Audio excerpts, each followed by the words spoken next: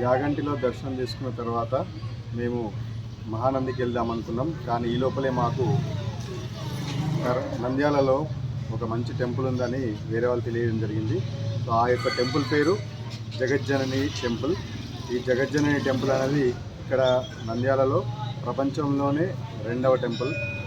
మొదటి టెంపుల్ వచ్చేసి హిమాలయాల్లో 20,000 అడుగుల ఫీట్ల ఎత్తులో ఉంటుంది. అక్కడ మంచుతో కప్పబడి ఉంటుంది. అక్కడ మనుషులు పోవడానికి కూడా చాలా కష్టమని తెలిసింది.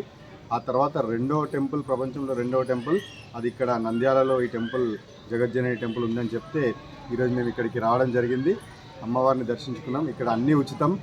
కుంకుమార్చన చేయించుకున్నా, ఏ పూజలు చేయించుకున్నా అన్నీ కూడా ఉచితం. అండ్ సాంప్రదాయ దుస్తులతోనే ఈ యొక్క ఆలయంలోకి అనుమతిస్తారు. ఎలాంటి డబ్బులు కూడా ఎక్కడ అడగరు. కానీ అమ్మవారు జగజ్జనని చాలా చాలా మంచి రూపంతో ఉన్న అమ్మవారు. ఖచ్చితంగా ప్రతి ఒక్కరూ ఈ జగజ్జనని ఆలయాన్ని దర్శించుకోవాలని అందరికీ తెలియజేస్తున్నాం.